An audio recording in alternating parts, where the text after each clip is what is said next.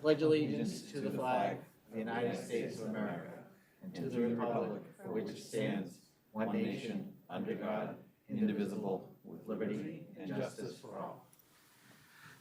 Thank you. This meeting is being live streamed by Chelmsford Telemedia and posted to the CPS website for interested community members to access and watch. In-person public participation will be taking place tonight in accordance with social distancing and safety protocols established by the Chelmsford School Committee Public Participation Guidelines. Anyone interested in speaking during the public input portion of the meeting would notify the Superintendent's office by yesterday afternoon has been provided with these guidelines and assigned a time to attend the meeting to speak.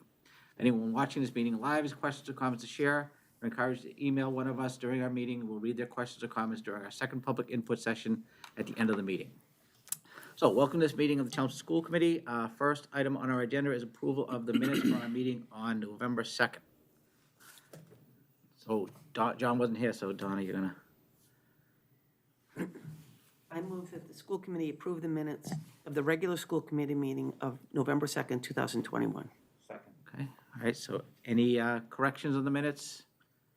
Okay, all in favor? Aye. Okay, abstaining, one. Okay, so 3-0. And Maria will be back in a second. All right, student representatives. All right, hi everyone. So to start off, second term began last week, so the grades are all fresh and X2 and things have been going well. Also, Chelmsford High just purchased a program to support students' social and emotional health. It's called Character Strong. All the staff members are being trained with that currently, and this will be incorporated into Plus blocks in the next couple of months. Also, the Rotary Club would like to say thank you to the football team for attending the Veterans Day celebration last Thursday, which was awesome. And the winter sports season will be starting Monday, November 29th, and registration is happening right now for anyone who hasn't registered yet. Also, the mentor program is going strong and continuing to hold training sessions for their mentors to help the mentees, meaning the freshmen, succeed at Chelmsford High. We actually had a training session today, and it was all about time management, which was really cool. And then this Thursday, we will go to our mentees Plus blocks to teach them about what we learned today. This weekend, Pippin is happening on Thursday, Friday, and Saturday. There are shows each day at 7 p.m. And there's definitely a lot of amazing talent involved. I know a lot of the students who are working to make this a reality, from all of the actors, the stage management, set design, costumes, props, lighting, pit orchestra. So it's really going to be an amazing production, and I would definitely encourage anyone who's interested in going to go. Next Thursday at 10 a.m. is Thanksgiving, so the Thanksgiving football game will be happening against Billerica. It's also the first away game for the band because that's very exciting. They weren't allowed to go to some of the other away games, so this is the first time they'll be able to go. And there's always a lot of students and alumni who come back for the Thanksgiving game, so definitely very exciting. CHS TV's fall newscast came out today at 4 p.m., and there were segments about our a cappella teams, the senior class officers, Pippin, the fall sports season, and a spotlight on the new Emerson Dean, Dean McNeil. And it was hosted by senior Elizabeth Silva, sophomore Brindley Williamson, and it was produced by junior Emily Allen. So I encourage everyone to go check that out.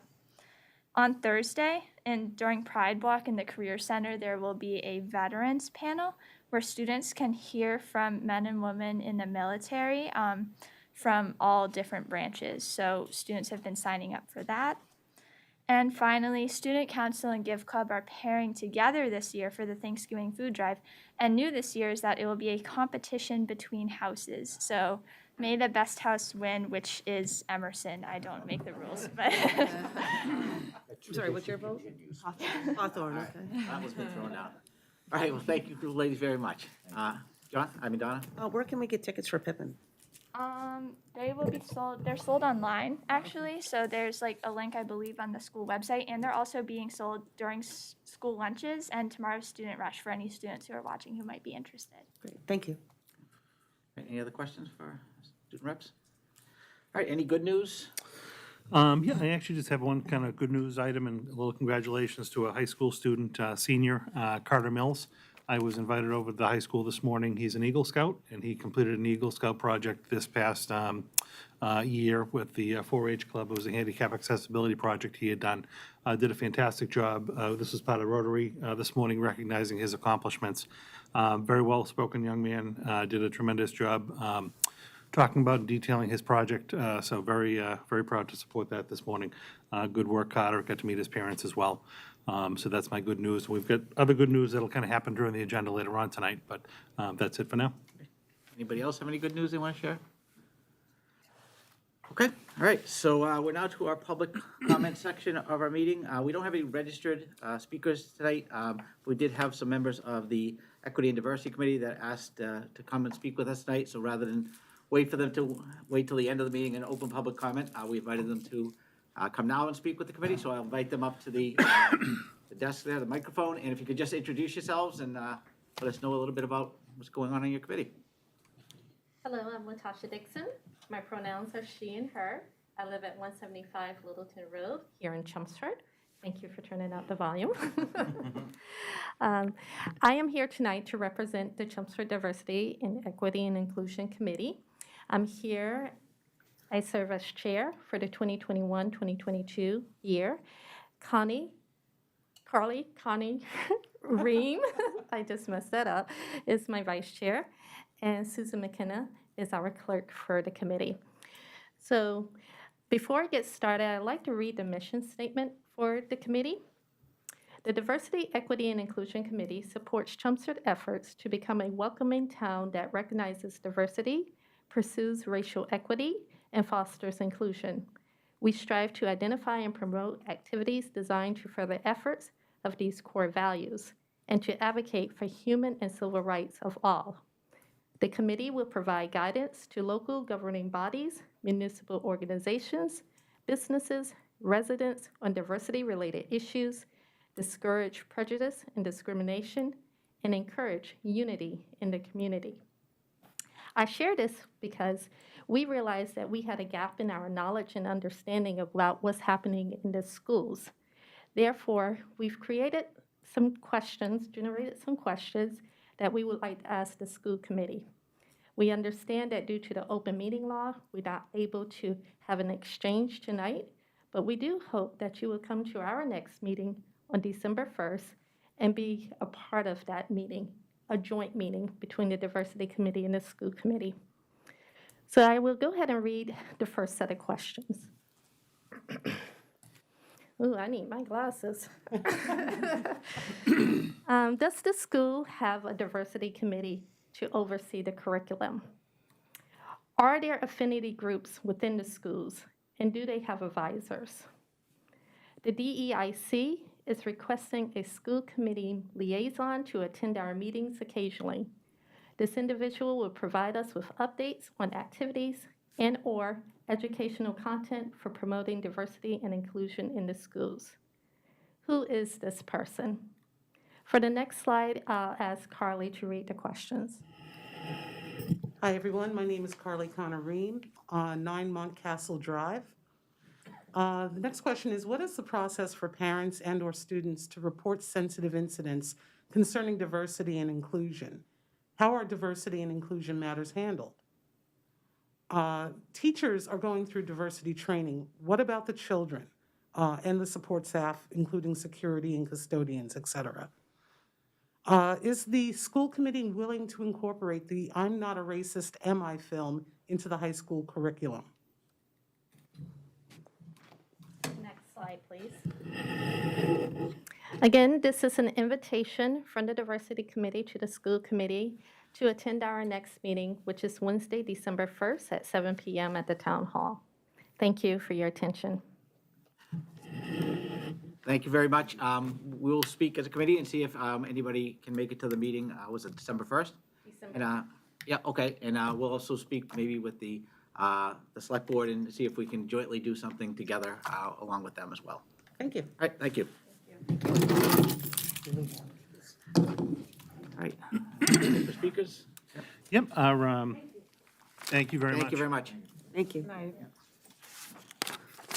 So moving on to the Okay to move on to the first item? Yep, new of, business, yep. business Let's for move the on night? to new business. So we have friends from Dormer Whittier Architects here tonight. Let you guys come on up and get settled. As you know, we're working with Dormer Whittier Architects to update our short and long-term facility planning. Also take a look at our regular capital planning, interim steps that we may want to consider along the way. And Jason, Michelle, and Brad are here this evening to update us. This was one of our community public session check-ins. We've had a couple of different sessions that have taken place, so I'm going to turn it over to Jason, and you're going to be able to advance the slides on your own to share with us an update. You want to launch that into I'm slideshow gonna mode just get there, it going, Dr. yeah. Lang? Well, thank you for having us. As Dr. Lang mentioned, this is a study progress update presentation. For many of you that have attended our couple of public sessions, some of this information will be familiar, but there is some information about some other kinds of meetings that perhaps may be new to everyone. So with that, this is a reminder of the scope of our work in this master plan update. Ultimately, we hope to update the timing and sequence of all the capital improvements. We had developed a 10-year capital improvement list, and some of that work has been completed over the last 5 years. So that was our sort of first step, is to update that information. We have been looking at both enrollment and capacity, as well as looking at the master plan options, which involve looking at the grade configurations and the full sequence of alternatives and their associated costs. Ultimately, what's hoping to come out of the study is the identification of a priority project that will be the focus of a statement of interest submission, potentially to the MSBA early next spring. So this is the status of all of those scope items. The analyses are essentially complete, and the other tasks are all still works in progress as we move toward the end of the year. And so speaking of the schedule, as I mentioned, we've had a couple of public information sessions. Our most recent one was last week, I believe. And so we're in the process now of exploring those alternatives and ultimately getting cost estimates for those, with the hope of submitting both our draft and final reports in January. And so for tonight, we want to refresh everyone around the table and at home about what happened in the 2016 master plan, how we've updated that information, and then offer an opportunity for questions, and then talk about what our next steps are. So in terms of the 2016 master plan, we had begun with a comprehensive facility assessment. And the way we've been sharing this particular data is that each one of these circles represents the condition of a building and a specific system across the district. The more red the color, the worse the condition of that particular item. And there's a summary of this that's a little easier to read later in the show. We've also now updated all of the enrollment forecasts and the capacity that goes with them.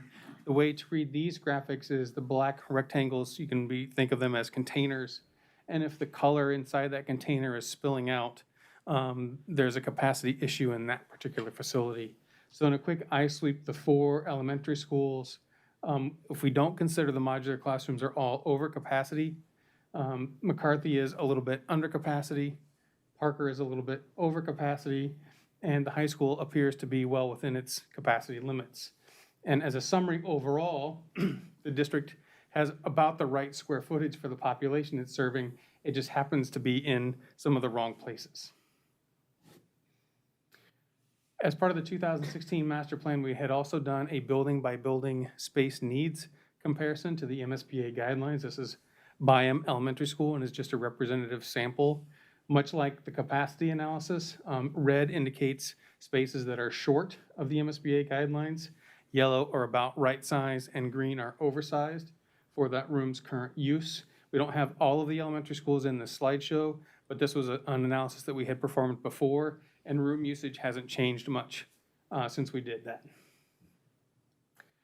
We've also taken a look at enrollment across the district and overlaid the capacity analysis on that enrollment. And so this is the pre-K-12 projection from the fall of 2020. The enrollment forecast from NESDEC has not been available to us for this fall yet. So if you can look at the second to the last gray bar, that's the 2021 school year. That's when the forecast was conducted. And if you look at the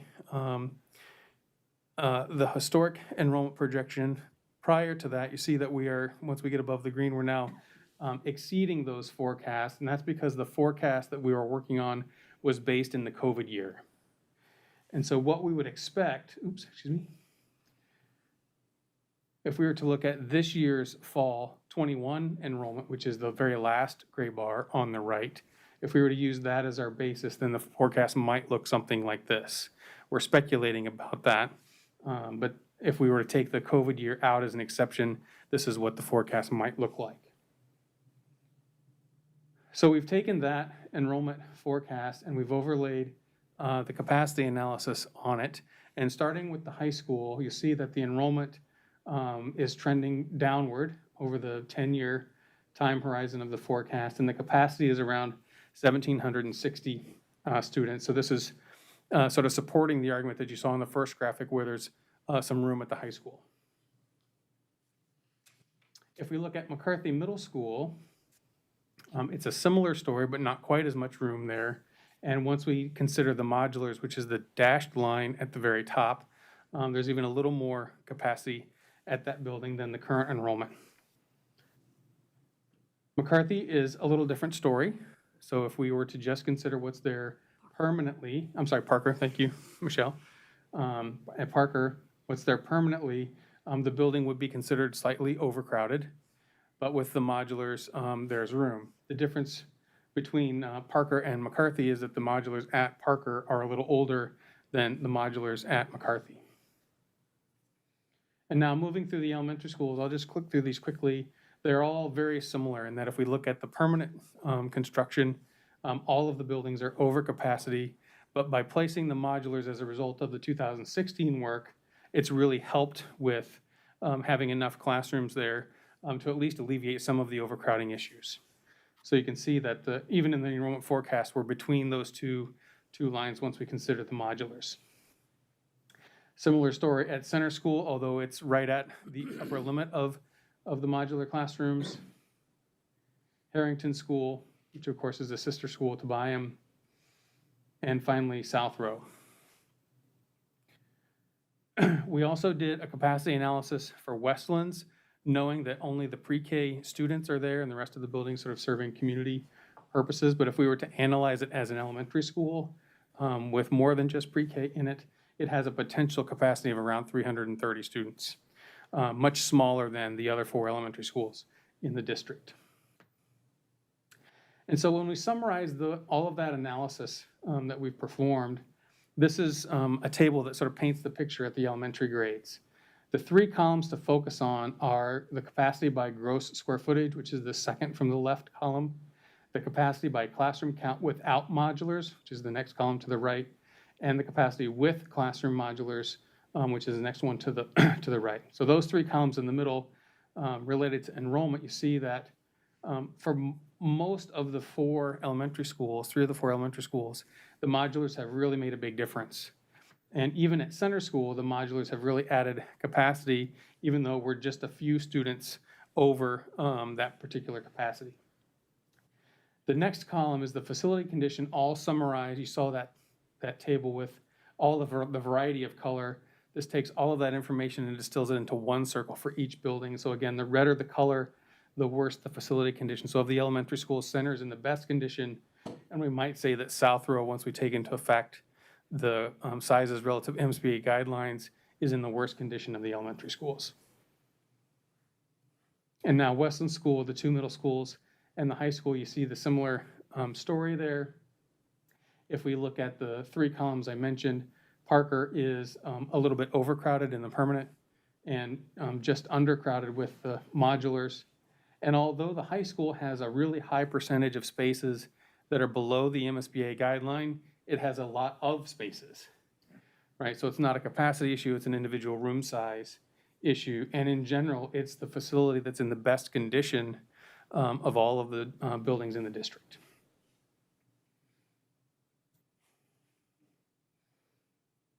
So coming out of that 2016 study, there were 5 or 6 key issues that were identified. Among them, full-day kindergarten and the location of pre-K. And ultimately, the modulars allowed the district and the town to execute full-day kindergarten as an outcome of the master plan. And something that we've continued to hear is that the desire to put pre-K either associated with an early childhood center or with an elementary school, something that would get it off an island, continues to be a key issue to be considered. We had asked members of the public to work through a wide range of options. We had some hands-on activities 5 years ago for them to do that work. And ultimately, a long list of options was developed that demonstrate the kind of work that could happen across the district over a certain time horizon. So the way this graphic works is each of the dark colored tiles is a project. So in option C, for example, all of the little rectangles represent additions at each building in the district to resolve overcrowding and facility issues. When you see a big tile that's got a bold black line around it, that's a new building project. And so those were discussed at with the public and here at the school committee. And ultimately, a short list was developed of 5 options that basically were the best of those options at each particular grade level. So option D, for example, was a project at an early childhood center. Option E was at an upper elementary school. Option H was a middle school, and so on. J5 was the combination of an early childhood center and a high school project. And at that time, ultimately, the decision was to pursue the new high school and early childhood center as the priority project, the focus of a statement of interest for these reasons, right? One, it would impact every student across the district. It would result in a state-of-the-art facility, and it had the potential to solve some other overcrowding issues downstream. And so for the last couple of years, the school committee and the town have submitted statements of interest to the MSBA for the high school, but have not gained yet any traction and have not been invited into the MSBA grant program to date. And while none of us quite know what the inner workings of the MSBA is related to these kinds of decisions, what could be happening is, because it's a competitive grant program, there are likely other schools in other towns that are in more physical need. In fact, based on the data that we just shared with you, the MSBA may be perceiving that there's other facilities in your own district that have more need than the high school. So part of our focus has been what else could we look at as potential for statements of interest and priority projects. And so when we went out to public session number 1, we revisited the grade configuration issue. And we asked groups in attendance to evaluate, do the advantages and disadvantages of several different flavors of grade configuration, many of them which were identified 5 years ago. Then we met with the middle school faculty and staff, and we focused on just the middle grades. For example, Dr. Lang mentioned some things that potentially could happen in the short term. One of those things is a grade reconfiguration where Parker becomes potentially a 5-6, McCarthy becomes a 7-8. And so we asked the middle school faculty and staff to weigh in on those issues. And it's a little bit difficult to read, but each one of these Post-it notes represents a building, and they identified the grade that they thought should go in each one of those buildings. And interestingly enough, none of them were the same as what you're doing today. And so that offered some things for the school committee to consider. Then we had a really wonderful input session with about 20 middle school students, where we asked them about what's working, what's not working, how would they feel about different grade groupings. And we had them do a couple of design exercises around what middle school space should be. And we got a lot of really good feedback about that. In terms of their experience, some of the things that they said that took us a little bit by surprise was that they definitely felt like 5th graders were more like 6th graders than they were like 4th graders. And so in their mind, the idea of pushing 5th grade back down into the elementary school was not something that they were interested in. They also felt like transitioning to something that was half the district size, in other words, 2 middle schools somewhere in town, was more favorable to having all the middle school students in a single building, because they felt like transitioning from their elementary school to something that was in the middle to everyone together at the high school was a nice sequence of events. So those two things in particular, I don't know that we were expecting the middle school students to articulate that. And then finally, just last week, we had our second public input session where we again focused at the middle grades, speculating that if it really might be true that the high school isn't going to get much traction with the MSBA, what about a middle school focused project? And this was an exploration of a number of different ways of identifying a middle school as the priority and what could potentially come out of that. And so that group provided some really valuable information. And this is sort of a summary of everything that we've heard so far.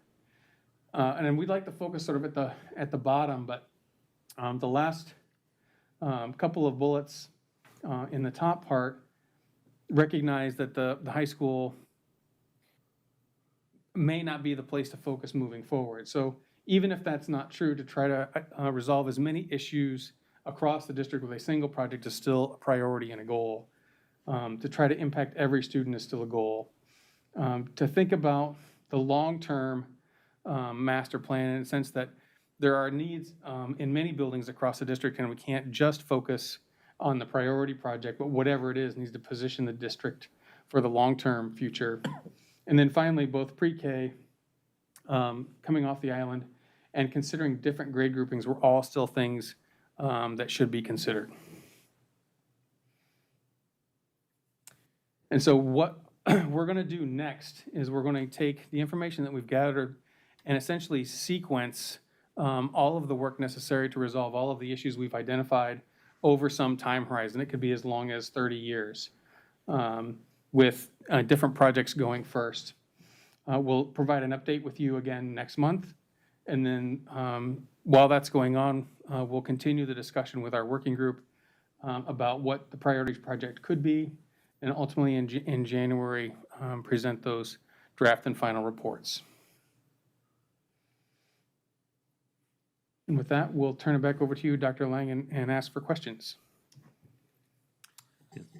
Anybody have any questions or thoughts or?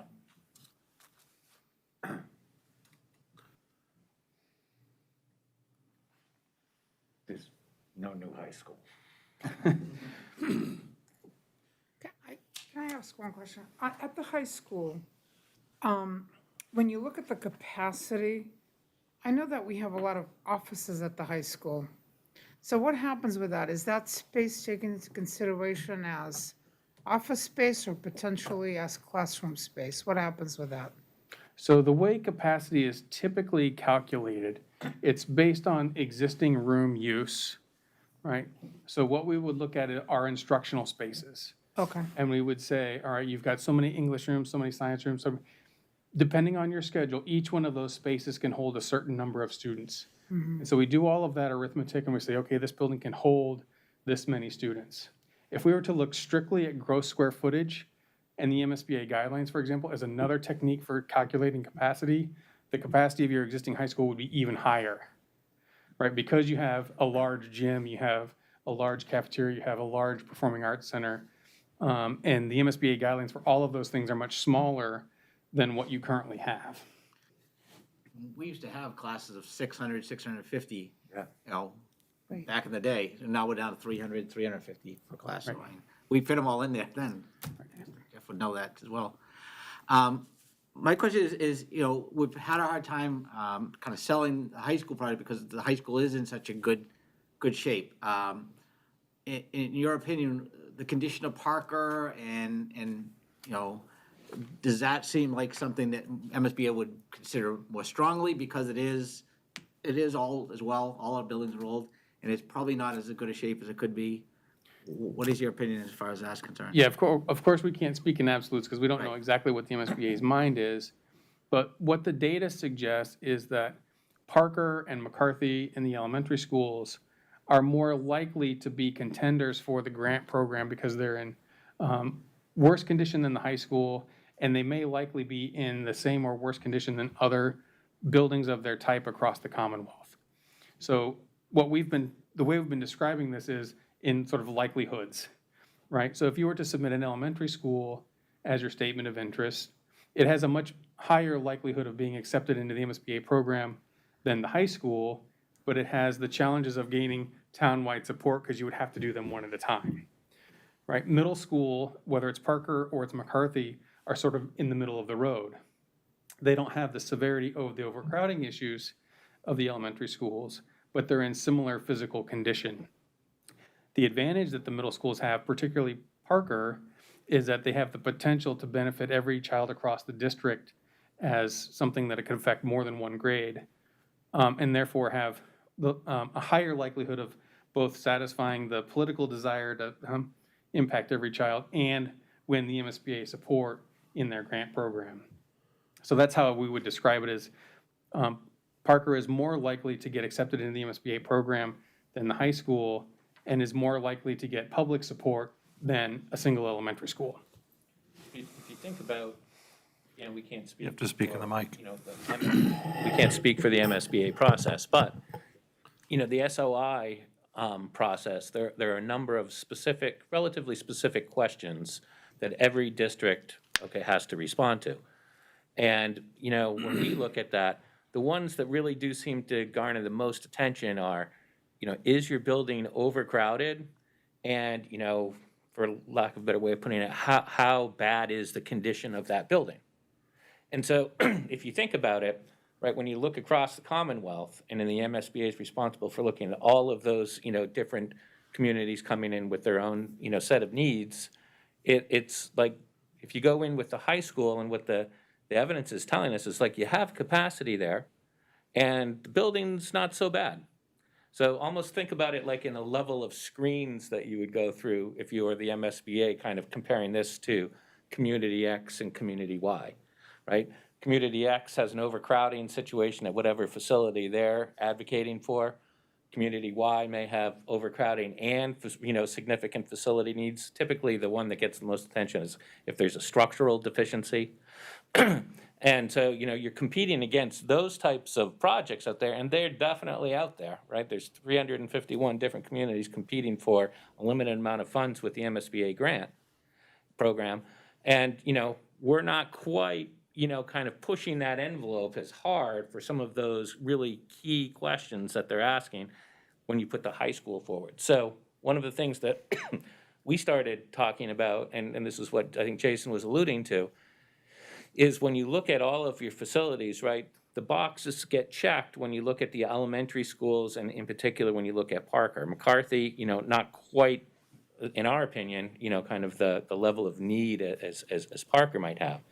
So that also combined with the kind of the local issue of how do we, have one building, because you only have one building, right, that you're able to go and proceed with under the MSBA SOI program, is which one can hit everybody in the community, right? So it's either going to be the middle schools or the high school. So this would, on, kind of our review, and we're not done yet, right? And this is a give and take situation. That would be the one right now that seems to be rising to the top. It's an open discussion right now in terms of what does that grade configuration actually mean? When you saw the slides, as to what could a newly constituted Parker be? That's more work to kind of still be done. Excuse me. So, just so I'm clear, the MSBA is only going to look at the problem in this particular moment, whereas we've been focusing on more of a long-range plan. Is that fair to say? Yeah, you're putting forth one project, right? And that's the one that they're going to consider. Your master plan can and should look at things over a long period of time. Right. Right, but, you only can go after one project with the MSBA at a time. So they're going to go and ask you, what's your preference? What's your most needy project in your opinion? So if we were going after the new high school, and ultimately that would solve the problems at the middle and elementary levels as well, they're not concerned about that. They're only concerned about the condition of the high Go school. and talk. I don't know that we can characterize it quite that simply. The MSBA does ask every city and town if they have a master plan developed and what the downstream consequences of a project could be.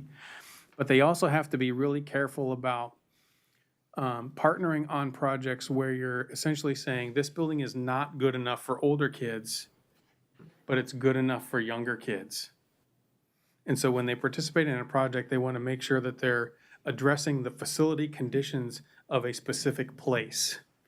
And while a new high school would solve downstream issues if you're able to occupy the existing high school for other grades, it's unlikely that the MSBA is going to support that because you've said this is the project that we need to replace, but we're going to put other kids in it. And because of the condition of your high school and the way the MSBA process makes you explore renovation, renovation addition, and new construction, there's also a pretty high likelihood that Chelmsford High School is a good candidate for renovation. And so if that were to be what came out of the MSBA process, there would be no downstream impact because there isn't that new building in your inventory. So we're speculating, but those are the kind of things that the MSBA may be thinking about when they're looking specifically at Chelmsford High School. Thank you.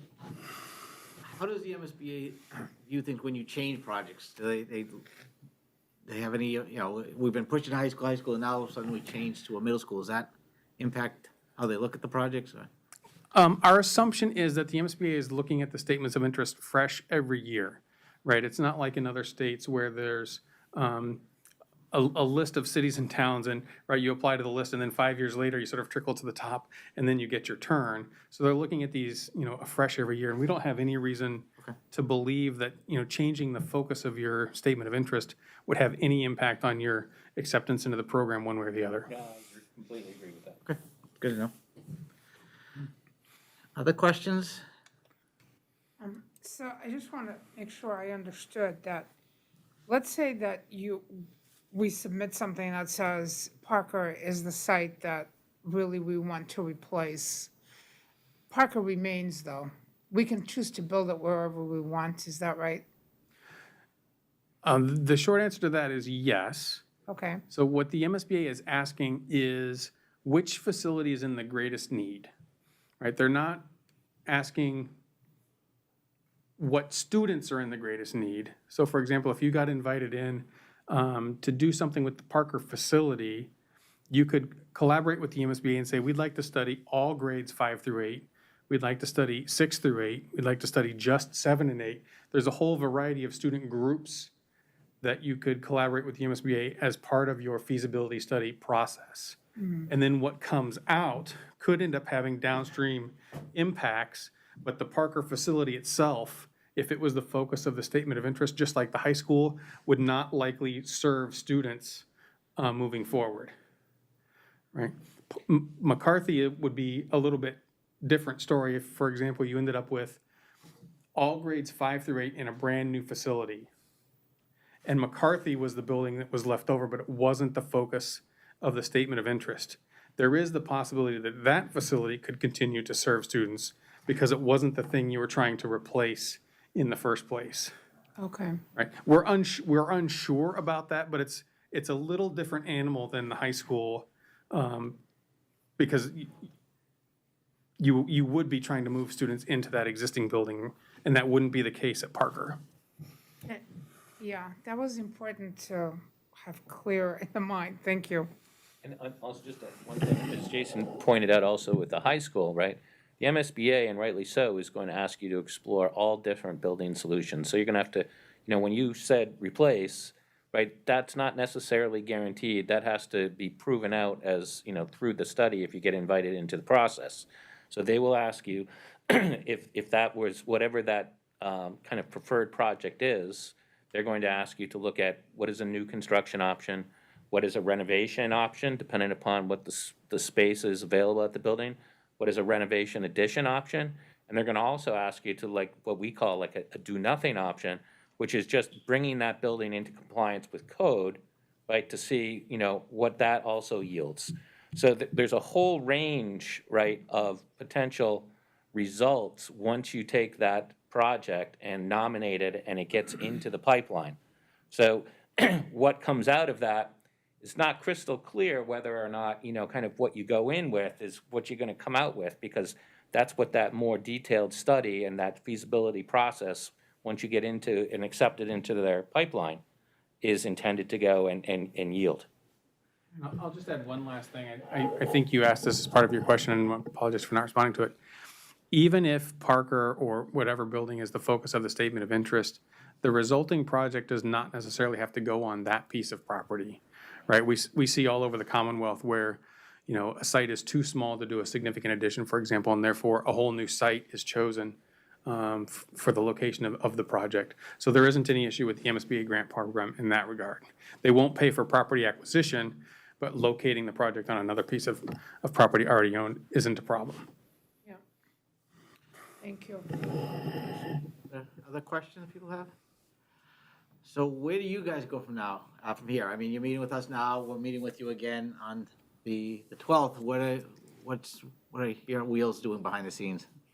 So I think there's a couple of tasks that are still in progress, namely updating the capital improvement list and revisiting the sequence of the work that's still on that list. We want to take all of the potential projects, you saw those tiles from the 2016 master plan. Imagine taking each one of those projects in an option and sequencing it over a timeline, saying, you know, the master plan is going to do this one first, and then, you know, 8 years later, you're going to do this one as a complete plan outline. And then we have to get those all cost estimated. So those are the three big tasks that are still remaining on our list. And when we come back to see you next month, our hope is that we have those timelines established for the long-term plan, and anything that might be beneficial in the short term as a result of that exploration, we'll share that as well. Just also, because anytime we talk about, okay, once you bring the dollar part into the equation, everybody starts, well, what does that mean? So I just want to drop this breadcrumb out there for you now. What we're doing when we're talking about estimates is we're doing what's essentially comparative estimates. So, you know, because there's no design that's been done, so we're not going to be able to come back and say, you know, the building is $17.52. But what we will be able to do is, based on what those different options are, we have a pretty good handle, and our estimator has a pretty good handle on, you know, what that building notionally would look like, what the square footage of that building would be, and being able to go and translate that in today's market environment, right, to be able to give you a cost. And then we would be doing an estimate of the soft cost to give you a total project cost. So it's really being able to take that same methodology, apply it to all of those different options consistently, and so that's going to give you basically a comparative analysis of price based on those different options, right? So that's really an important distinction, because, you know, what'll happen is the paper will come and they'll say, you know, new project XX dollars, and that's not going to be written in stone. But what it does do, it gives you an opportunity to compare on an estimated cost basis what all those options look like as compared to other options. Sorry, excuse me. So one of the things that I think that we have to do, though, as we go forward, is I think we have to make sure that we help people to understand what the MSBA will cover. So, for example, you talked about the land, not something that they would cover. And there are certain portions of a school building that they will not cover.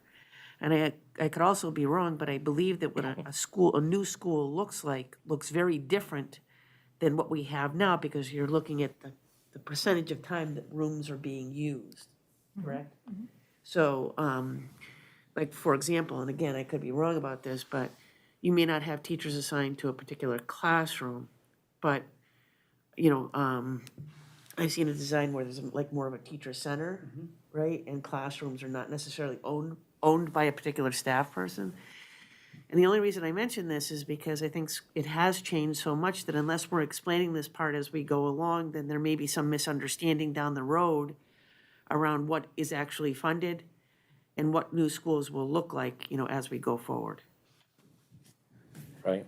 And you also raise, right, when it comes to the MSBA reimbursement portion, right? The MSBA is very clear, right, in when they it's you get a percentage, right, which is based on demographic and certain other things that they would be willing to reimburse, but that's based on eligible costs. Remember that, because that's a very key point. Because you may, you know, a lot of communities will say, well, we were, you know, got a 50% reimbursement rate, or, you know, a 70% reimbursement rate. However, That's not necessary, that's just kind of a pure, reimbursement rate. Then you've got to factor in the eligible cost piece of that, which it never goes up, right? It always goes down. So, while you may have a 50% reimbursement rate, your actual reimbursement rate, may be something more like 40 or whatever the number plays out, right? So, that's another kind of key consideration. And we'll walk you through all of that when we get closer. Because you don't know what that is yet, because you haven't been brought into that pipeline. But, we can give you a sense, and you can benchmark with some other communities, and some of those communities, may have, kind of some experience in what their reimbursement rate is, and we can help that. I think my concern is that the way that our community may imagine schools today, may imagine schools is very different today than what it has been historically. And I want to make sure that we're doing a good job of explaining this as we go along, so that, as I said, no one is caught off guard around, what a project may look like today. Yeah, and that's fair. One of the really positive things about the MSBA process is, even though they have guidelines in place for space, for process, ultimately, they're asking the local municipalities what they want to do educationally and how can the MSBA support that. The MSBA is not going to dictate what you're trying to do educationally. Right. And so if, for example, there was a desire to design a building where teachers did own space, the MSBA is not going to object to that. Okay, good. Right? What we do know is that there are some big ticket items where the MSBA has placed caps or limits on reimbursement, site costs, for example, designer fees, for example, cost per square foot for construction costs. And those tend to be much bigger financial numbers than, if they deem one space ineligible for reimbursement. Right. And those things are pretty well known, and we can certainly communicate those with you. Oh, that'd be great, thank you. Just to Don's point, too, a lot of this really comes out during the whole feasibility phase. Right. So once you actually get invited into the process, you're still then in an 18 to 24-month period working with the MSBA, on a whole other layering of this, and that would be even deeper work than we're doing now. Okay. And a lot of that really rolls out at that point. Great, thank you. All right, anybody else have any questions? Nope. All right, well, thank you very much. Yeah, thank you guys for Now coming in. we'll see you Appreciate it. in another month. Have a good Thanksgiving. Thank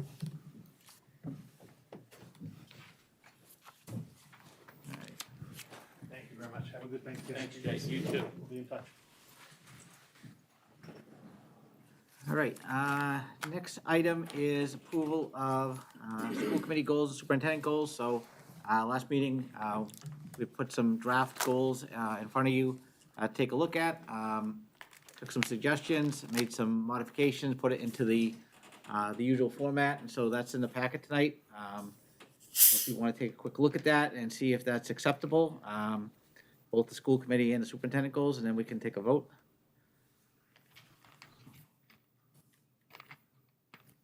And we kind of kept the old format because we don't have the new strategic plan yet, but try to kind of cater it to this year and what's going on this year.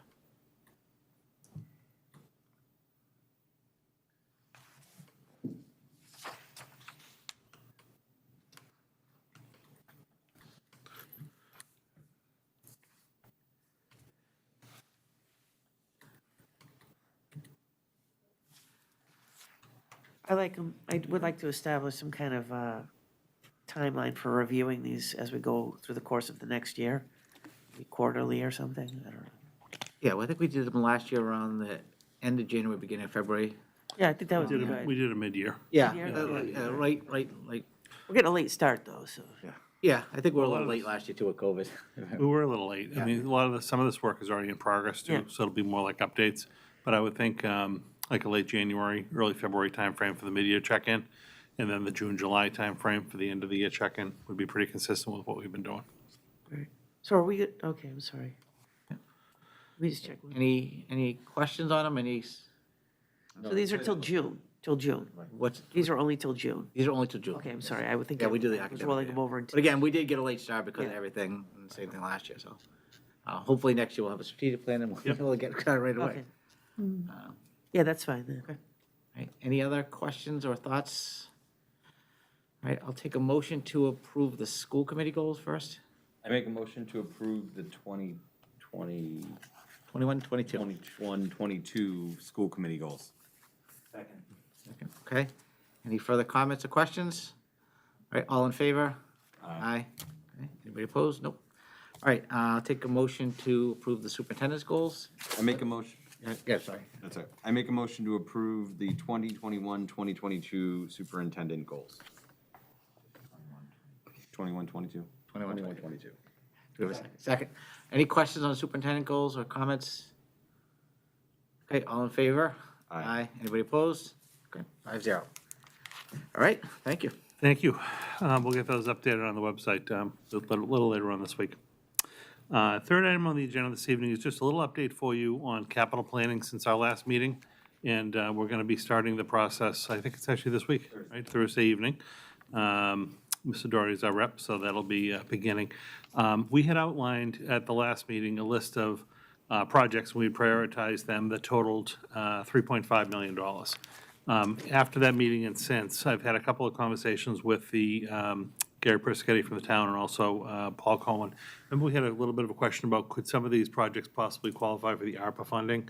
And if we can obviously do that, that would be great, because then we can take them off our list, put them onto ARPA, and then be able to get a little deeper down the capital list.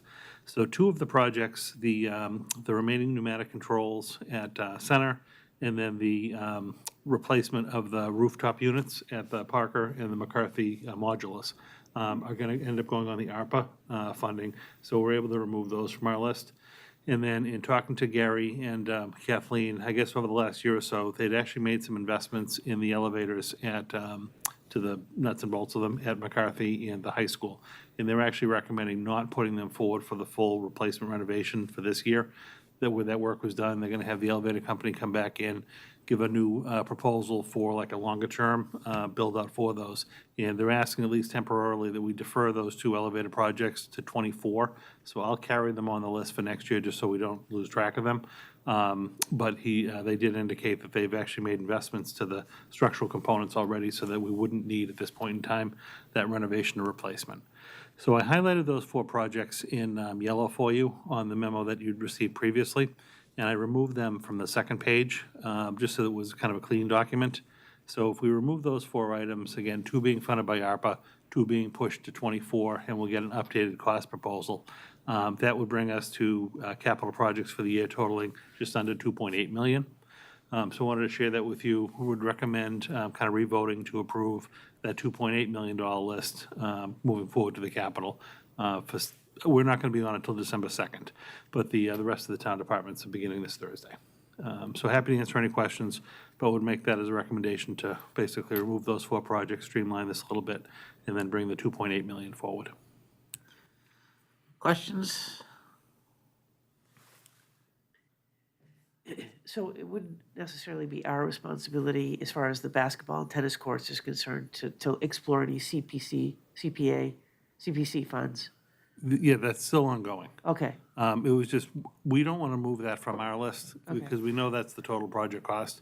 I know Gary and Paul have obviously talked about different funding strategies for that, but where we're carrying it on our capital list, we just didn't want to lose track of it. okay, So that still is being investigated, will be investigated if that number, very similar to like when we do a project at Westlands, if we Right. can ever use some of our ComEd money as an offset, we try to do that. The same will happen there, but we just don't want to lose track of it. So we're carrying it for the time being on our list at the full cost. Other questions, comments? I appreciate the town being able to pick up some of that Yeah, cost through no, that's their, going to be helpful, particularly with the their ARPA. HVAC items. Yeah, Do you need a motion for this or no? I would Yeah. do a motion to just kind of acknowledge that we've made those revisions, and we'll be submitting the $2.796 million list to the capital committee for review. I make a motion to approve the updates to the FY 2023 capital plan request for this total amount of 2.7, what was the last numbers? 69 million? 9.6. 96 million. Yeah. All right, any other questions? All right, all in favor? Aye. Anybody opposed? 5-0. Great, thank you. You're on, Jeff. We expect all these approved. It's virtual.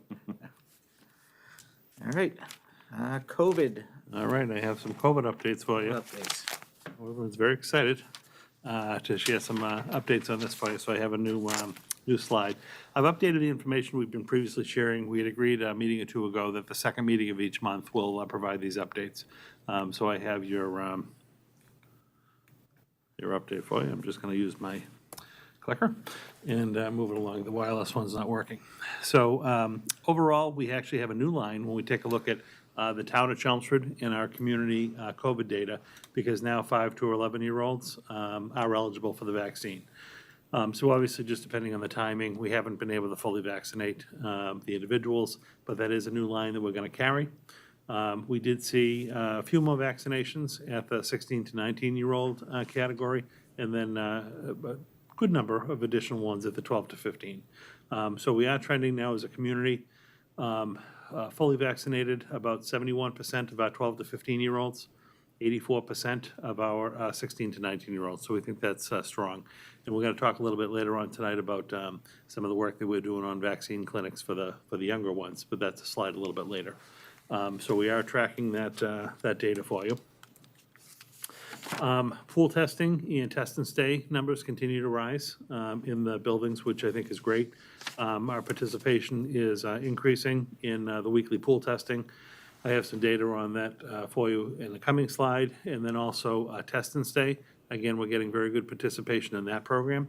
There is still a frustration, and we certainly try to communicate to parents ahead of time to sign up for test and stay, but it almost seems inevitable every time we have a positive case and we identify the close contacts.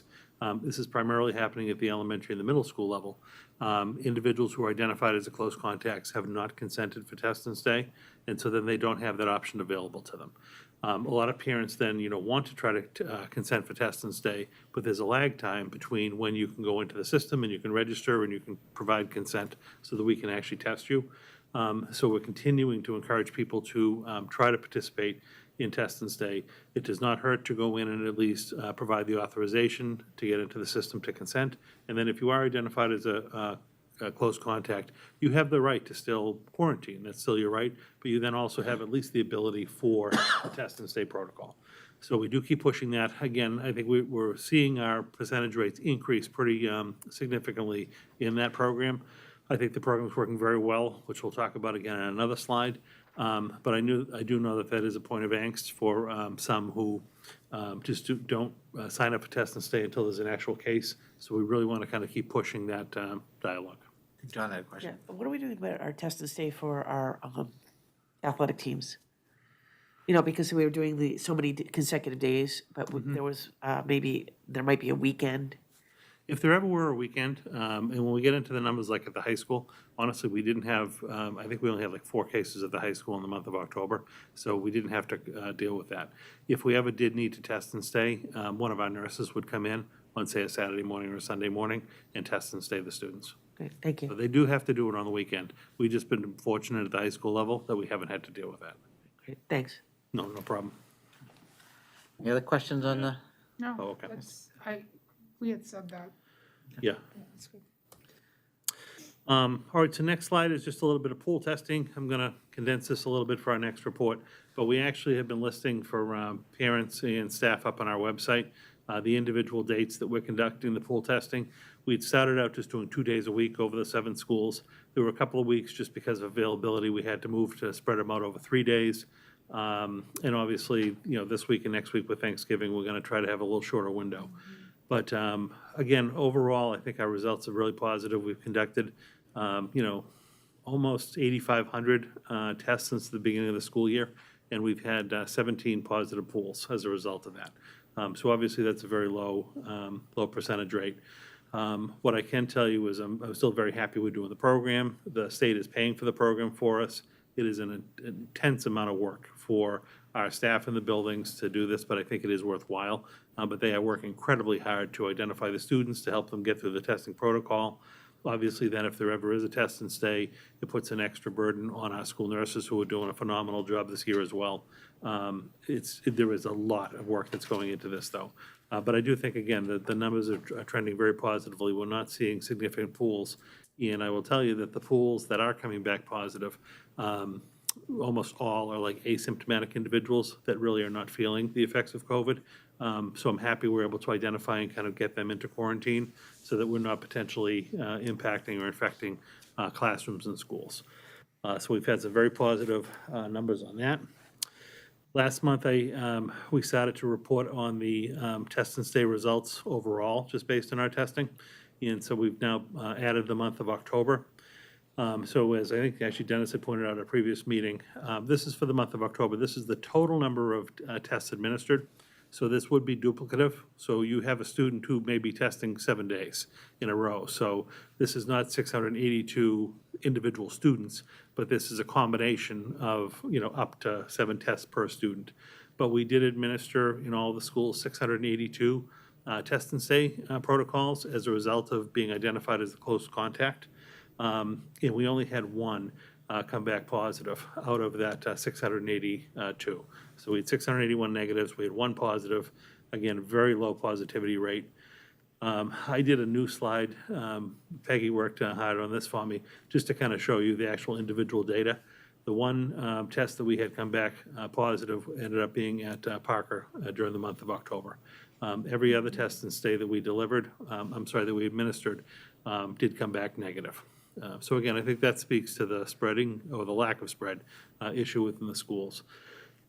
We have had, we'll talk about obviously when we do the November data, we have seen a little bit of an uptick in data over the last couple of weeks, so that's obviously something that we're mindful of and we're watching. But I'm very happy with the reports from October with regard to the number of tests and the really the lack of positive tests, which is good. So there are no test and stays at the high school in October? They didn't conduct any, no. I think, like I said, I think we had 3 or 4 total cases of positives. And because most of the high school, or a good number of them are vaccinated, they don't fall into the test and stay protocol. And obviously, we're not, because we didn't have positives, we're not receiving other cases at the high school. So we're really not seeing spread. Any questions on Any those? questions on test and stay and things like that before I switch to vaccines? Okay. Vaccination status, again, starting to increase a little bit. I think we're really going to see the middle school start to jump up now because, again, we do have the 5 to 11-year-olds being eligible. High school numbers are certainly trending in the right direction. This is all voluntary information sharing. So this is not us going into the statewide database and confirming. This is individuals sharing their vaccination cards or their vaccination status with us. So this is still a voluntary program. But we have, as of last Friday, 66% of the high school students are fully vaccinated, which again, I think is good. There are probably more than that that just haven't shared data with us. But that is a good number. And again, I believe that the middle school number will start to advance as well, because now we're opening it up to where the 5th and 6th grade students are eligible age-wise. I think it's encouraging. I mean, that number's way up from where it was. I know, It is. It's looking at it, and so, the town saying, 80% of the kids are vaccinated, and we were getting 40%, so up to 66%. It's We're getting there. more, We're getting there. more representative. Good. Right. And again, I think it just, say at the high school level, you have the ability for everyone to be vaccinated. We're not identifying positive cases.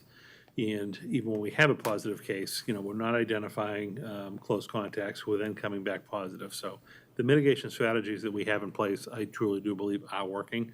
Again, it's just thanks to the staff and, teaching staff, support staff, the nursing staff have been tremendous in helping us with this. It wouldn't be possible without them. And the high school kids wearing their masks. Doing their job. Wearing their Doing masks, their yep. part. Above your nose. Yep, above your nose. No, that's working out well. And then, what we do, just as a little reminder, and this actually is indicative of that little increase that we saw last week. We are still updating our data on the district website, and that has gone over well, I think, with staff and parents. Again, we did see a little bit of case increase at middle schools and Center Elementary School last week in particular.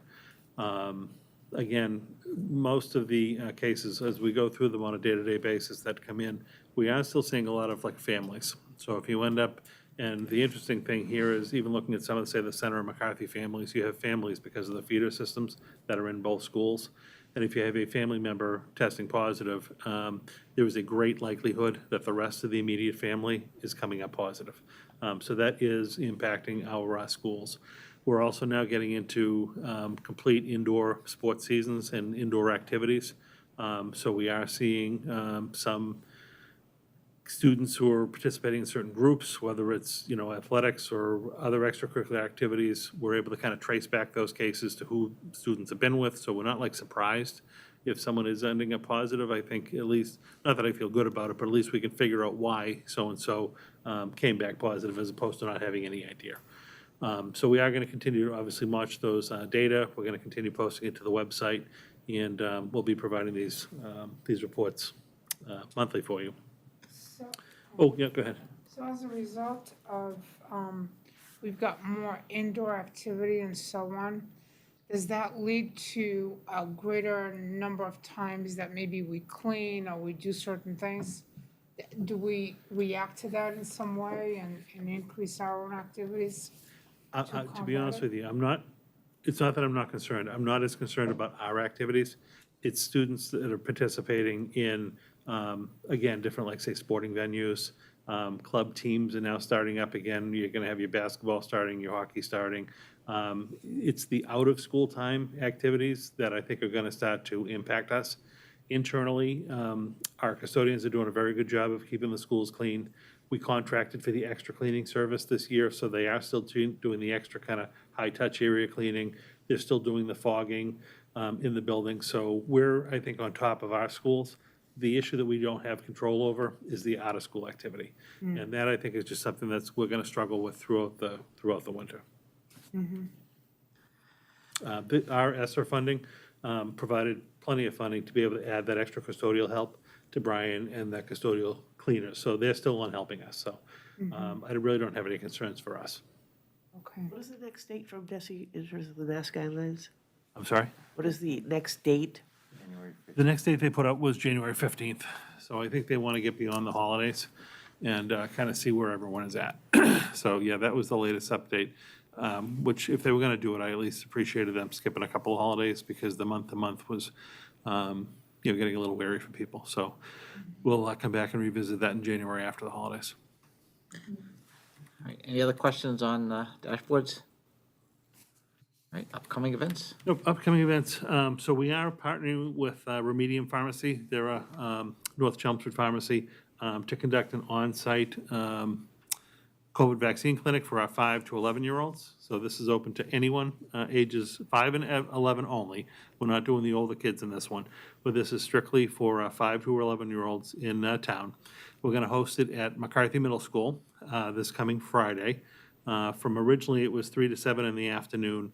I included a link and some verbiage in the newsletter on Friday about this, and I was amazed. The appointments filled up over the weekend. We came in Monday, and we were totally full for the clinic. So I think we'd originally put out about 224 spots, and they filled up. So we worked with the pharmacy to actually extend it another hour at the other end, add a little bit of staff so that we could add more slots during the day. And just before we came into this meeting, we had 304 signed up and pre-registered. So we've opened up to about 350. So we still have about 50 spots to fill on Friday. We really can't go much beyond that just with time and staffing. And these are the littler guys and girls, so we do need to still go through the regular, monitoring period and whatnot. But if we can vaccinate, 300 plus in one afternoon, and then the pharmacy is going to work with us that day to schedule the second dose for all of these students so that they're going to know they're going to come back in 3 weeks and get their second dose, and they should be fully vaccinated by Christmas when they leave for the break. I think that is super. If we get the demand again, like we think we're going to get, we'll work with the pharmacy and open up a second clinic. We were just trying to actually back in the days so that if you got the first dose and the second dose, you'd be all done before you left for the holidays. So even if we end up having to straggle that holiday vacation week, we will. But I'm very impressed that we got over 300 signed up just in one outing. So we'll be doing that, if you'd like to come by, we'll be doing that Friday at McCarthy. How was the sign up for the flu clinic? You had a flu clinic too, didn't you? Yeah, we did have a flu clinic. Yeah. They, I honestly don't have that data. We traditionally always do a flu clinic for the middle and the high school students. I also believe that was pretty well subscribed. That one they're doing at the individual schools. So they do go to Parker, they do go to McCarthy, and they do go to the high school. I can get those numbers for you. I just was, wondering. I was yeah, I was curious. more focused on Yep. the COVID one. But I do know that that happened. Yep, great. So that was a good service. And this is all free. If you have insurance, obviously they'll process the insurance. If you don't, that's not going to hold you up from getting a shot. We want to get as many people vaccinated as we can. So, and thank you to the pharmacy and really Peggy Gump and the nurses for all of their work on pulling this together. They're doing an incredible job again this year. All right, any other questions on COVID updates? All right, great. Great, thank you. All right, strategic plan. Yes, we talked a little bit, let me just shut this up real quick. We had talked a little bit about strategic planning at our, Yeah, thank you. Oh. Have a good night. Thank you. We talked a little bit about our strategic planning process, and now that we're coming back to school full-time, kind of getting on board with this. So throughout the course of the late summer and early fall, we interviewed a number of firms that actually come in and kind of work with districts to facilitate this work. And District Management Group was one of the ones that I was really kind of honing in on in the end. They have a contract and actually work pretty extensively with the Department of Education and come in and do this work in communities. So we kind of negotiated and had them put a proposal together for us, so I had that before you this evening.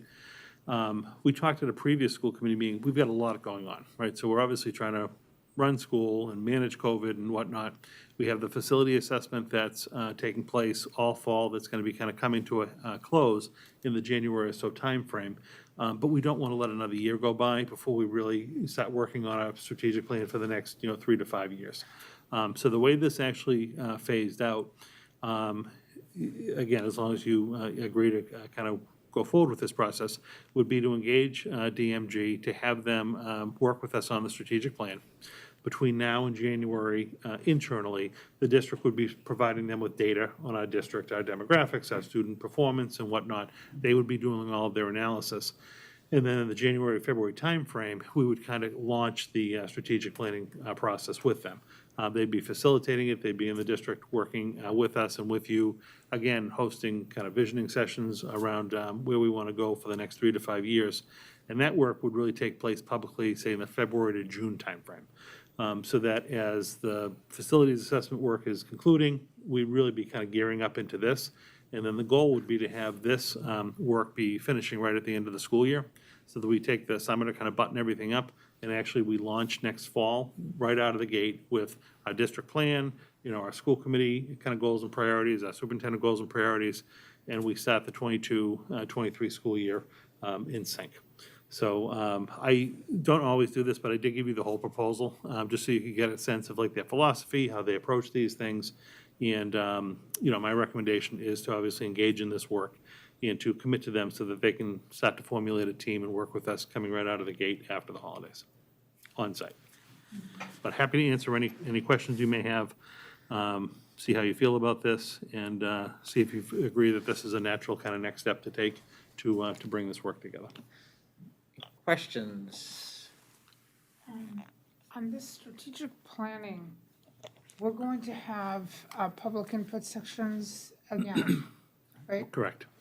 And this would also involve input from all the people in our staff and so on. One of the things that I think would be important would be to make sure that we can also do this in a Zoom type of discussions if possible, or, the ones we've had so far, for example, for this facility stuff, where, we're filming it, it's being videoed and then it's being shown, that's fine. But I think if you can have those kind of people can interact, people can actually participate more, and it gives an additional avenue. It can be in person and by Zoom if it need be. But I think it really would involve more participation.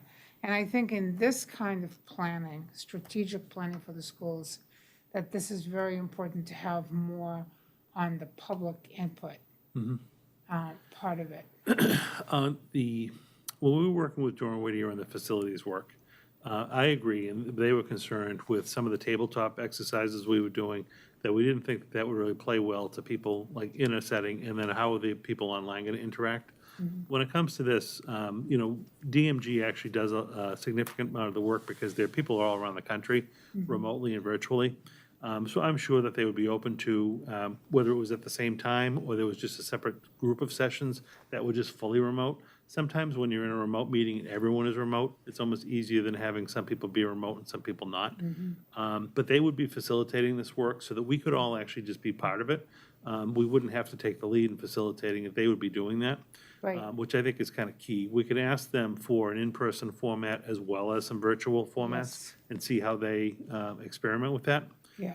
They also have a layer where, obviously, they would do that work with us, but then they would also, almost like when DESI comes in for, say, like a coordinated program review or something along those lines, they do actually go out and interview stakeholders, kind of one-on-one, whether it's in person or virtually, to get feedback about the district, their experiences, what they'd like to see.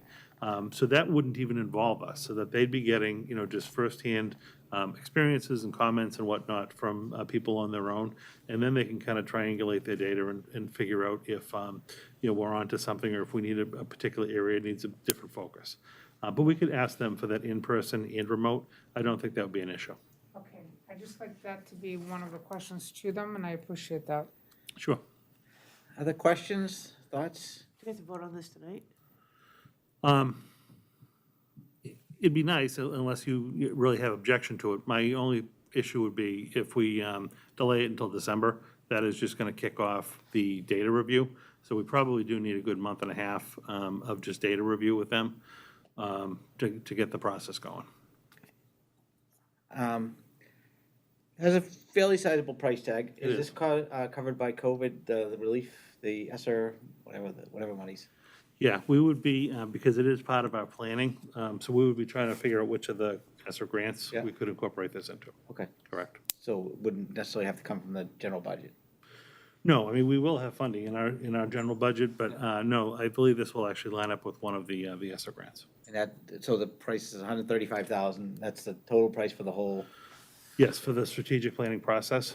I think the other thing that we may like, again, because even our ESSER money goes over multiple years, the other thing we may like is they have a whole kind of progress monitoring piece that a lot of the other firms don't. So once you actually have the plan in place, you can engage them for further work to actually come in and make sure that you're doing what you say you're going to do. They would come in and actually, assess your plan implementation. Make sure you're really doing what you say you're going to be doing. Are you hitting your metrics? Are you not? Do you need to readjust? So they have like an additional service beyond that.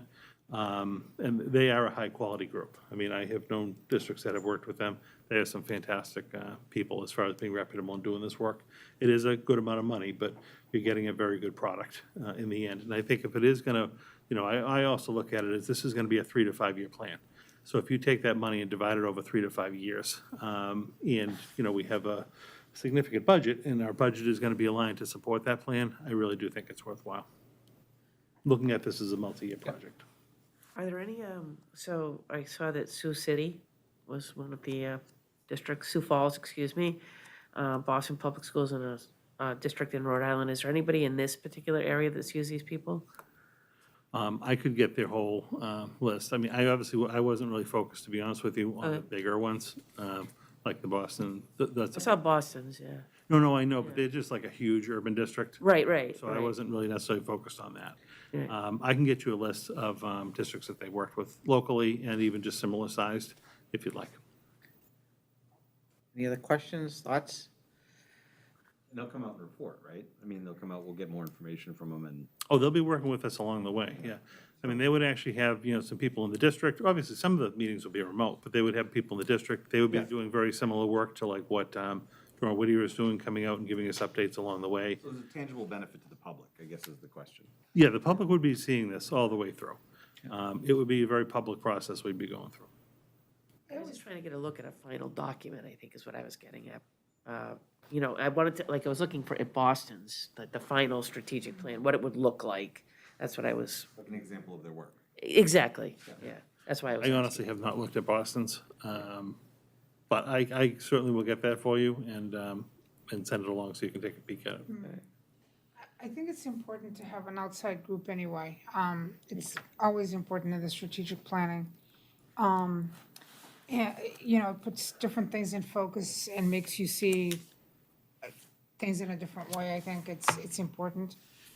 So I agree with that. Haven't really seen their work product. I'm relying on, you know, what you're saying is gonna happen. And if there is something locally that we can look at, that's great. I'm not sure Boston for me would be a good example. Yeah, no, I can certainly get you the Boston plan. It's just Boston has a different demographic and they have a different size and scale to us. I didn't really look at the Boston plan just because Yeah. I'm sure they have different goals and priorities than we necessarily would. Exactly. I do feel that they will come in and customize a plan to Chelmsford. You know, I don't believe this will be like a boilerplate plan. That's why I don't think the stuff that's in Boston will really be applicable to us. But we will work with them through that process. I can certainly, like I said, I can get you the Boston plan, but I can also just ask them for a couple of, John said it best. I was just trying to find a better example of their work, the final product. Yeah. You know, just to get some idea. sure. That was all. Something tangible. Yeah, We can look at and something more similar district-wise. yeah. Okay. But, you know, that's fine. That would be great if you could do that, yeah. But I think that it's important we do get this kicked off because we've actually been trying to do this for, Yeah. a year and a half, 2 years, I forget when we Well, started. we were starting the process when COVID hit, because Right. we started spending like late that fall right? into that Was it winter. 19? We were doing data collection, we were starting to kind of work on our own, putting groups together, and then COVID hit and we kind of went out. So, and I don't think it was bad. I mean, we really just had to manage COVID for the last year and a half. But I think coming out of that, I also think it'll be great for an outside set of eyes to look at, you know, what did you do well during COVID? You know, what do you still want to do? What do you want to tweak and change? And we're so close to this, I think an outside perspective would be helpful. Yeah, and I think that outside perspective also makes you aware of things that you may never think about. So that input is I think very valuable. Having gone through many strategic plans with organizations, I think it's really good to have an outside group involved too. The other thing is that if you do it all internally, I think the stakeholders are not sometimes as willing to be as involved or to provide as much input as they should really into the process. So I like the idea of an outside facilitator type of group. Again, the product and how do they ascertain who we are as a community and, you know, who we're going to become as well. What do they do in order to make that determination? Right. I think is really important because we're unique in many ways. Right. We really are. It's sometimes I start talking to someone and, you know, their whole entire family has been in this school over the years and so on. That's kind of unusual in a town in many ways. And I think the changes that are happening over the next few years, that will impact how we've been running things and how Right. things are gonna be run in the future, I think is important to look at. And I just don't know how they ascertain that, how they figure it out. Well, I mean, just the process, they are going to go through like a community assessment phase. Okay. They're going to come in and they're actually going to talk to staff, they're going to talk to parents. They're going to probably talk to upper students, you know, high school, middle school, or whatnot, to try to get a sense for the community, you know, what people, their experiences have been, you know, positive, negative, to kind of put that picture together. And a lot of it is going to be data-driven. You know, they're going to look and really kind of go through all of our assessment data, you know, to see where we're performing, how do we perform against peers, what are some of our gaps. I think it'll also be refreshing to have another set of eyes on that and a different way to analyze that data, maybe a different way than we have been doing, or, you know, that we would approach something. So I think that'll be positive. Okay. It will be an inclusive process. Again, I can speak to the high quality and caliber of this group. And again, looking at this as a 3 to 5 year plan, yes, it's a big number, but this is going to be a plan. You don't redo the plan every year. I mean, so this is going to be a plan that's going to be in place for multiple years. And I really do think it'll help focus us coming out of the pandemic and where we're moving forward as a district. And if you go on their website, they do have some examples. They have the Sioux City or Sioux Falls, South Dakota. They have a whole bunch of different like snapshots of things that they did for them. And I'm sure there's a link to other ones too, so. But I'll ask them for another couple of just similar-sized districts, just so you can get a sense for what they look like. All right, so for tonight, what would we be voting to do? Accept them as? I guess for us, I mean, we'll identify which of the ESSA grants this really lines Yeah. up with best. I'm not sure if it's gonna be 2 or 3, but we'll figure that piece out. I believe it may be 3. So we can commit to the contract and get that going. I guess I would just like some kind of a support from the committee that this is something that you want to embark on. I don't want to, sign the contract and get working on this. I know the funding piece will be fine, but not have this be something that you support. So some type of a motion of support for this work and for me contracting with this group to be able to get us kicked off and get this really starting right after the holidays. So I don't know how you word that in a nice motion, but, I make a motion to grant, it's a contract, right? yeah. I make a motion to grant the contract to support the multi-year strategic planning process to the district management group. And that's the end. There's no, Right. All right, we have motion second. Any other questions? We just do a roll call, or we have to? Yeah, do a roll call. Okay. Donna? Jeff? John? aye. Maria? I, Aye. Great. Great. All right, I will the ball reach out to them, and once we have a team assigned to Chelmsford, I'll let you know. But I really think you're going to be impressed with the process. Glad to see us getting We're back to getting this. back on track. Right, right. Item number 6 is just a quick personnel office update for you.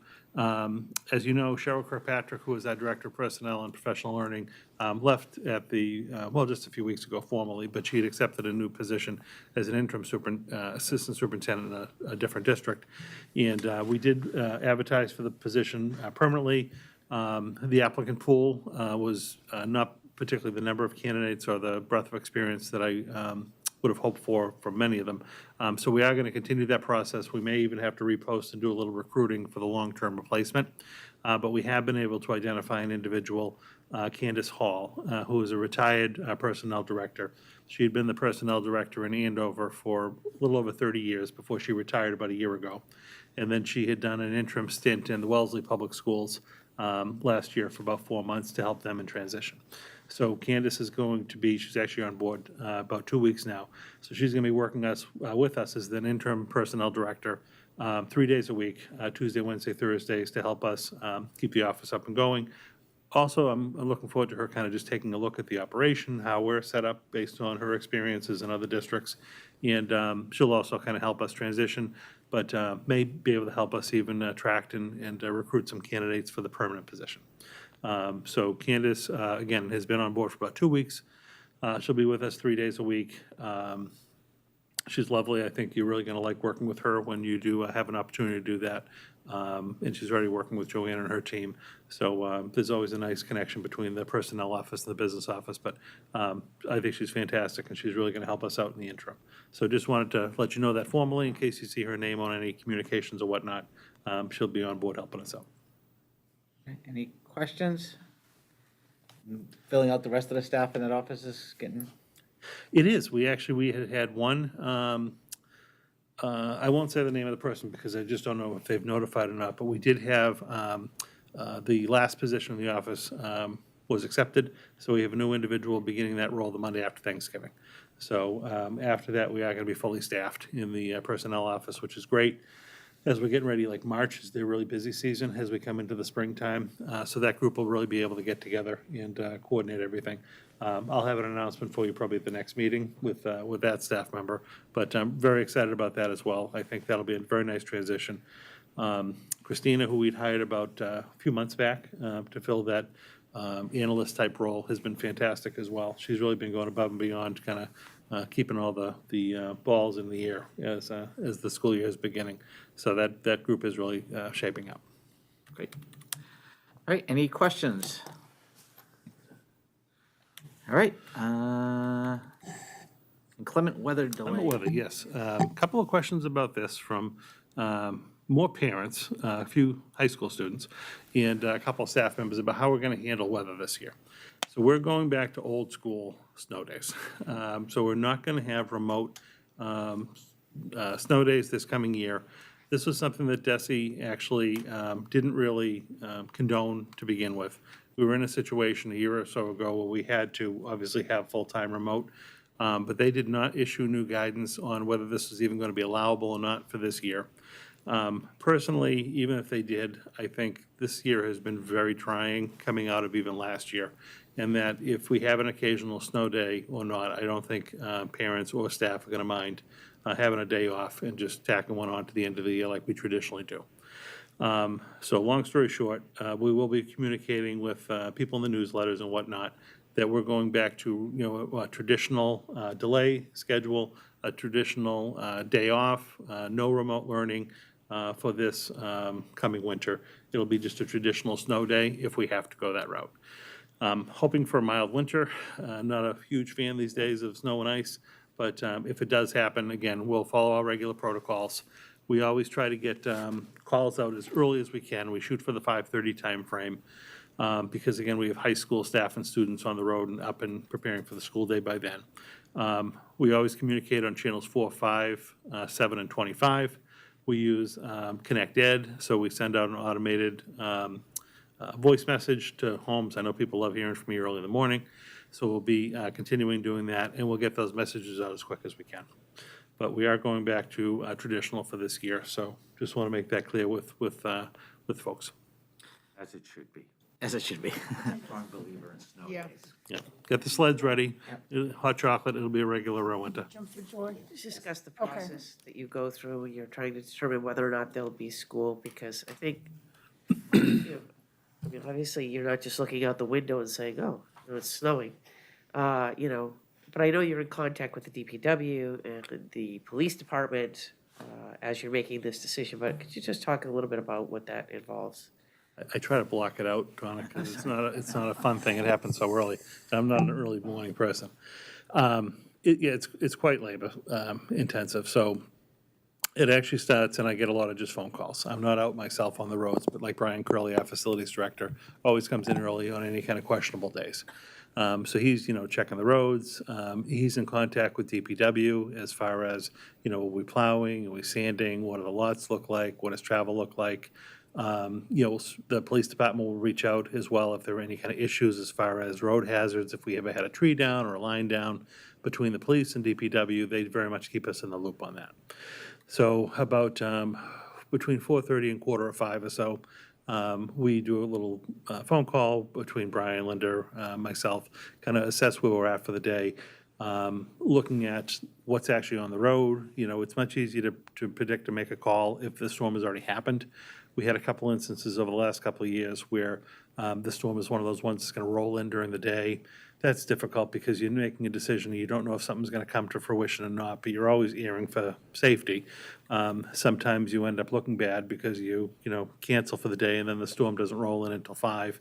But you just have to go with whatever information you have available in the morning. There are different weather services we subscribe to get, accurate information for like Chelmsford, the Greater Lowell area.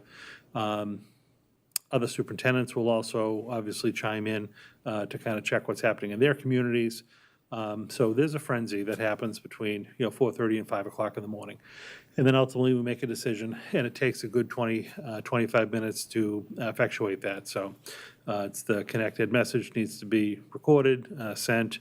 We have to notify 45725. That all takes a little bit of time. And we get the message updated on the website, pushed out on Facebook now, all those social media platforms, just to get the information out. So that's what happens on a regular day. Again, it's just storm dependent, if the storm's already hit or if it's coming or whatnot. If we do know that, all forecasts and all indications are calling for a major storm, and there's the opportunity to cancel the night before, and I've been criticized for this as well before, I would rather do it the night before and let staff and students kind of know because, daycare plans come into effect and whatnot. So if we think there's really just no chance of school the next day, we will do that. I typically will never call a delay the night before. We wait to see what the conditions are. But if we just know it's a blizzard and there's just no chance, I'd much rather tell people the night before. Obviously, then, if the storm doesn't happen, if everyone's wrong, you look bad. But that's just one that you have to kind of take. But we always err on the side of caution. Again, we make sure that the roads are clear, parking lots are sanded, It's a timing issue as well, because we got to get the trucks into the high school first, you know, the middle school second, the elementary's third, just because of the way they stagger their times. Custodians are fantastic, even if it's a weekend, they might come in early, help clean off the lots. Sometimes if it's a developing overday storm, they want to come in and kind of get the first layer or two of snow off to be able to then come back in the morning and just kind of hit a smaller amount. But it's an undertaking. Thank you. Yep. Do you see any problems with not having enough staff or enough help to make sure that all things are done in the morning on time, cleaning up and doing all of that stuff that's necessary? It's never easy, right? I mean, because even under our custodial model, we only employ one custodian basically in each of the buildings during the day. Brian ends up trying to get the contractors to come in a little bit and help out and provide some extra hands. It's a struggle. I mean, it always has been, it always will be. This year's not going to be any easier just because of the lack of availability of individuals. If we don't think, again, we can get a parking lot or we can get the front lot cleared, that might push us more towards a delay. Again, Brian would let me know what we're looking at, even staffing-wise that morning, if we're going to have issues.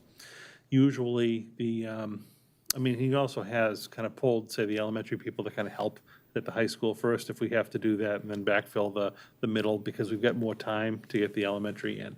But it's an undertaking. I mean, would we love more staff? Certainly, but it's so dependent on the storm, it's hard to kind of gear up for it. So we do the best we can. Worst case scenario, if we don't think we're gonna be clear, it's not gonna be safe, we're not gonna be sanded, we don't have the walks done, we would just have to go with the delay. Are you asking because you see the signs around looking for plow drivers? Yeah, they're everywhere. It's like, is that, I don't know, It's incredible. yeah, The, Right.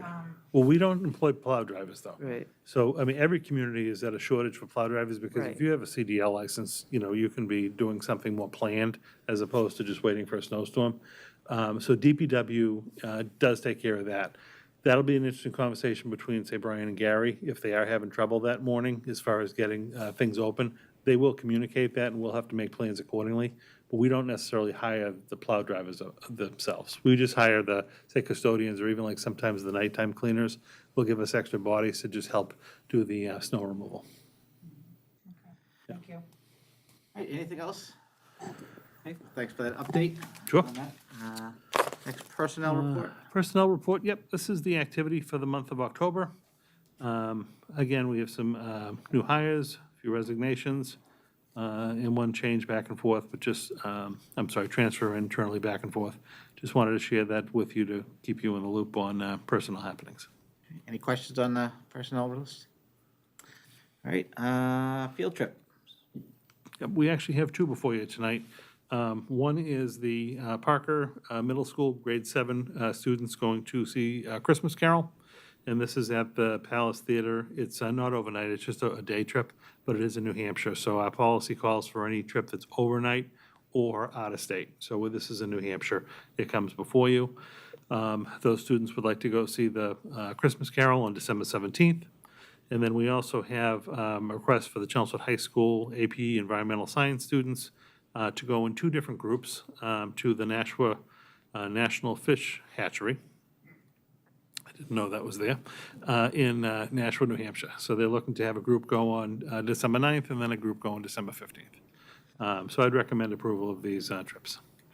I make a motion to approve the field trips as presented. My favorite vote every day. Okay, we have a motion and a second. Any questions on the field trips? Comments? All in favor? Aye, 5-0. All right, I think that's it, right? That's Okay. it for me. All right, any liaison reports? Jeff?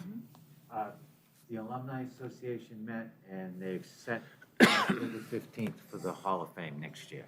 That will be the Hall of Fame. And the Boosters Club held their dinner for the veterans on Veterans Day, and they served 55 meals to local veterans, and high school athletes were there to clean up, to greet the veterans, and to partake in it.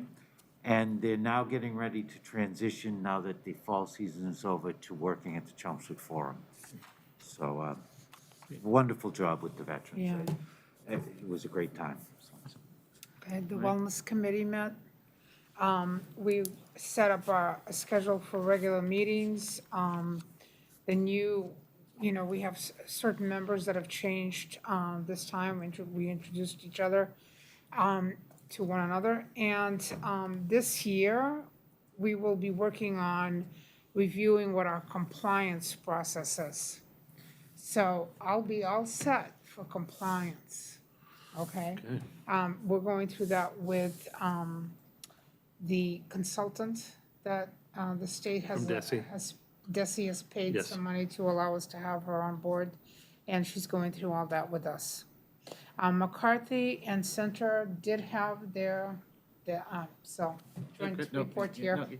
no, I heard from McCarthy that it was successful, I'm sure. it very was, yeah. successful. So that's what I was reporting on, and that's it for me. Okay, anybody else? Donna? No, I was gonna mention, and I'm not sure if people know that the Zachem Bridge will be lit in yellow. Yep. Was it this Saturday? Yeah, I In mentioned last recognition- meeting, I forget In what it was. recognition of November as being CPAC. CPAC awareness. So if you're in Boston, check out the Yellow Bridge. I just want to mention Center School has their PTO meeting on Wednesday. I unfortunately will not attend because I have my own parent-teacher conferences to do. I'd much rather go to the PTO meeting than that, but unfortunately, I don't have a choice. All right, anyone have any new items? No? Okay. I just wanted to remind us, we have another workshop right next Tuesday at what time? That's right, and it's virtual. I don't know why anybody looked at me when they said that. No, I think it's, is it next Tuesday? Yes, I think so, next Tuesday. Might have the time, let me see. Oh, I have it, at 5 o'clock. 5 o'clock, okay. 5 o'clock next Tuesday afternoon, and it is completely virtual. Okay, all right. Would we need to do any executive session before or after that, or? Yeah, I'll confer with you. Okay. And if we have to, we'll post So we it. may have to do a quick executive session. We can either before. do it before or after. Yeah, before or after. Yeah. Well, it goes 3 hours, right? Oh, it is a 3-hour Yeah, one, so yeah. before would be Probably do it nice. before. So, And I don't know if this is the proper place to mention what happened this weekend at Gillette Stadium. That This could be a good was time. Oh, yeah. honored by the National Wrestling Hall of Fame. So Congratulations. I should have done it in good Good news. news, Yeah. but thank you. congratulations. you were Dennis. Well inducted. deserved. Well deserved. Congratulations. You've been doing it for a long time, that's all. All right, any other new items? Okay, anybody have any public comment they want to share at the end? Didn't see anything on mine, so, I didn't get any. okay. All right, if not, I will take a motion to adjourn. I make a motion to adjourn. Second. All in favor? Aye. Okay, very good, thank you. Thank you.